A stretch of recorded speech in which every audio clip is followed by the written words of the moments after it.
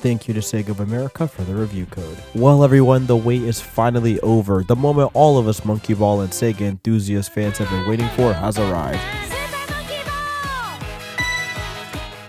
Monkey Ball Banana Mania is brought to us by Ryoga Gotoku Studios, aka the classic amusement visions that made the OG games for GameCube and the deluxe package over on the Xbox and PS2 way back in the day. On top of that, they've also worked on another remaster this year alone with Virtua Fighter 5 Ultimate Showdown. So let's find out if this game lives up to those classic GameCube originals, and if it doesn't quite hit those high marks, at least see if it's worth purchasing. Come on and roll into the goal, and let's delve into Super Monkey Ball Banana Mania. Ready?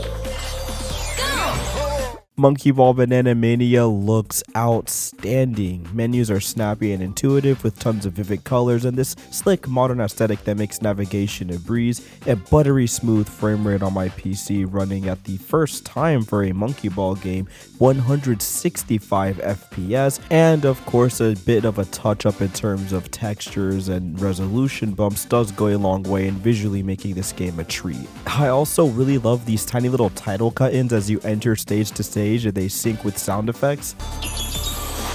Ready? Go! I just think it's really neat. The whole game just has a nice sense of polish that shows a lot of love and care was put into this remaster, and it isn't just a simple Banana Blitz HD reskin.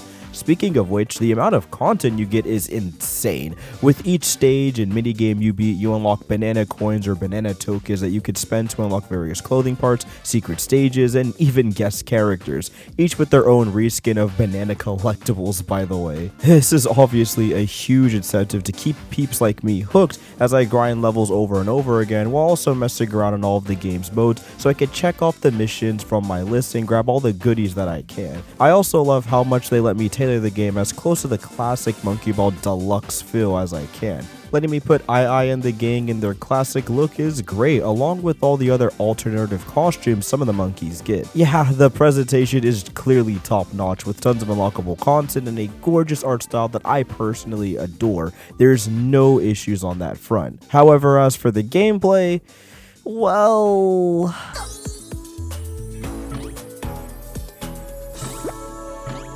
Yes, the game is packed to the brim with incredible content. We have every single Monkey Ball minigame from Monkey Ball Deluxe, which is awesome, as well as all the classic stages from Monkey Ball 1, 2, Arcade, and even some of the deluxe stages. There's even a story mode that recaps the events from Super Monkey Ball 2 with some, to be blunt, bare bones TV cutout cutscenes that really don't do much for me, to be honest, so...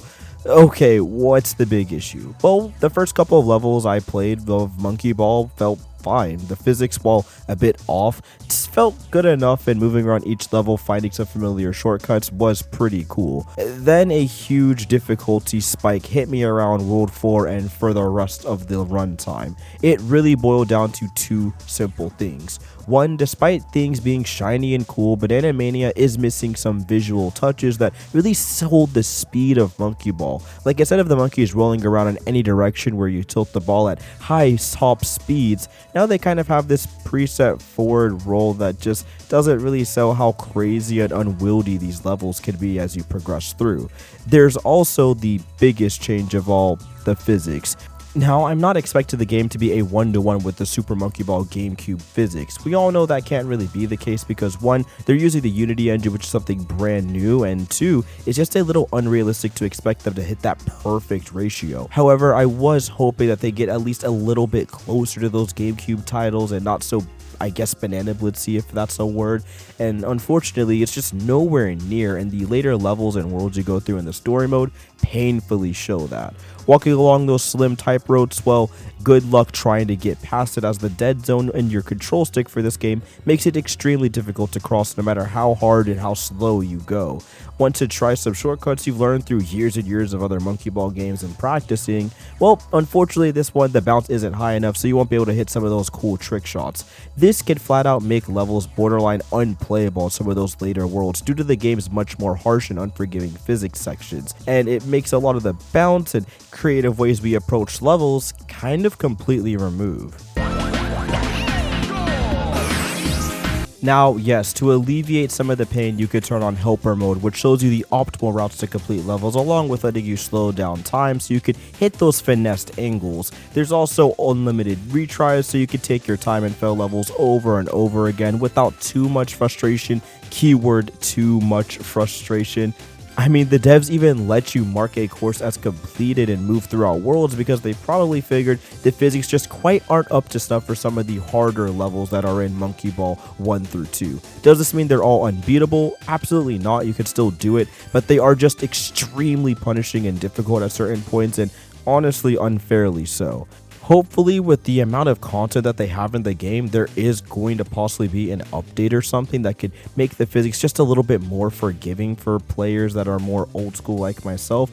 But if it's your first time jumping into Monkey Ball in general, you're going to have a fairly easy and fun time going through it, as it's probably just going to feel like the standard frustration that we felt when we were trying to go back and play Monkey Ball 1 through 2 way back in the day. So if you're a newcomer coming in, don't let this segment put you off. Still check out MANIA, still give it a play, and you're going to have a ton of fun failing over and over as you try to figure out the perfect trick shot to hit the goal in the right way and beat it in the fastest time imaginable. As for the rest of us, we have one tiny little trick up our sleeve that can make the gameplay a bit more fun and a lot more bearable for me personally. It was the unlockable, kind of game-breaking jump button. At first, it may come off as an easy way to overcome some obstacles and shortcut easily through certain levels, until I discovered that jumping repeatedly in quick succession builds a ton of momentum that can't be easily stopped on a dime, and unlocks what I like to call create a shortcut mode. Sure, you do get penalized a tiny bit by the game not recording a clear time, but dang does it go a long way in making the game a lot more fun and me finding and expressing myself through all the creative ways I could discover shortcuts. It should be noted, however, that this isn't a fix-it-all method to the gameplay either. It still has a lot of janky physics and even sections where the jump button actually hinders you more than it helps, so be cautious in your use of it. As for all the unlockable modes in the main game, they're all really great and faithfully recreated. Once again, it's just physics issues that make them a bit difficult to go through. It is still great that you could play all the classic deluxe Monkey Ball 1, Monkey Ball 2, and etc. levels, and there's still a ton of fun to get through, doubly so with that broken jump button. I'm telling you once again, it is so much fun finding all the different ways to that goal line, building up a ton of speed, and just barrel rolling through certain sections of courses. But as we all know, the main game is only about 50% of the overall Monkey Ball package. What about those mini games? And I'm glad to report they're pretty much all intact, minus Monkey Racing and Monkey Target. I don't know what it was about those games, but the physics are way overtuned in Monkey Target, making II and the squad feel a lot more heavy than they should. So when you pop out on the ball to glide our way to our destinations, we end up just kind of falling like bricks into our watery graves. Sure, just like the main game, there are workarounds around it. It's mainly, once again, a dead zone issue. You just have to tilt on your stick very, very slightly down and go slowly up and down over and over until you can reach your destination. But this makes it very tilting for both newcomers that are getting into the game as they want to fully hold their stick down just like the good old days, and in this case it makes them just go straight up and then fall back into the water like they never built any momentum whatsoever. That's something I'm just not a huge fan of. Other than that, all the minigames are still kept intact with minimal issues, and it's really a blast to go back and revisit them with shiny new graphics with a bunch of friends. So, despite my tiny nitpicks as a longtime Monkey Ball fan, the game is still an awesome collection with a standout presentation, a great remix, and classic OST, although it's a tad unfair the classic soundtrack is locked behind DLC. The biggest gripe is quite simple, it's the fact that the physics just changed a bit too much about the gameplay, and it feels a lot less freeform and experimentation when it comes to reaching the end goal, unlike the GameCube classics. With that being said, that is mainly my only gripe, and once again it comes from a long time Monkey Ball player / fan, so it's only natural we discover tiny hiccups like that.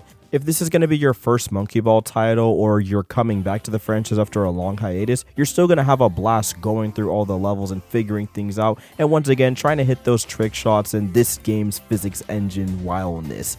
At the very least, the more people that get it will get us ever so slightly closer to a brand new true Monkey Ball 3, so at the very least let's rally together and get that.